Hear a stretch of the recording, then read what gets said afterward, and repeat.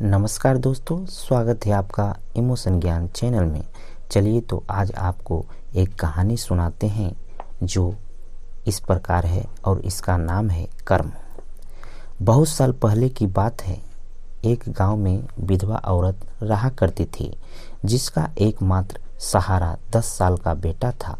वह दूसरों के घरों में काम करके उसका पालन पोषण करते हुए अपना समय काट रहे थे।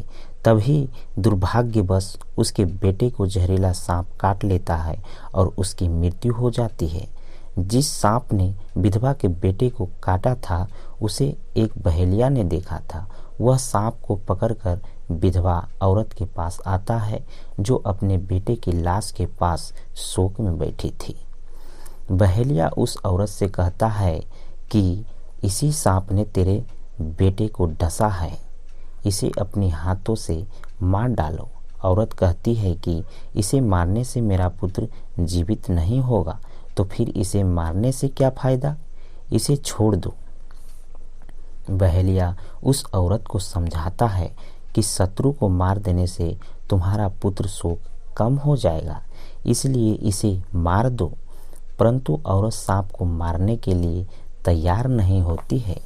यह देखकर सांप बहेलिया से कहता है, भाई इसमें मेरा क्या दोष है जो तुम मुझे मरवा देना चाहते हो।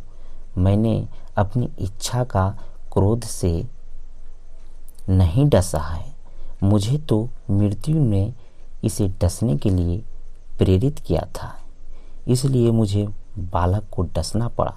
इसमें दोष मेरा नहीं, मृत्यु का है। जब सारा दोष मृत्यु के ऊपर मढ़ दिया गया तो मृत्यु की प्रकट हुई और सांप से बोली, तुम मुझ पर बालक की मौत का दोषारोपण क्यों कर रही हो। मैंने भी तो काल की प्रेरणा से प्रेरित होकर तुम्हें प्रेरित किया था, इसमें मेरा कोई दोष नहीं। सारा जगत काल के अधीन है, इसलिए मैं भी उसी के अधीन हूँ। मैं कुछ भी अपनी इच्छा से नहीं करती, इसलिए बालक की मौत का दोष न मैं हूँ और न तुम हो।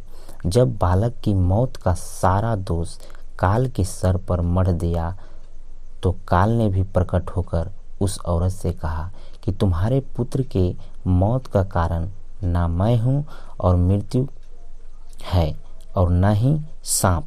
इस बालक की मृत्यु का कारण इसका कर्म है।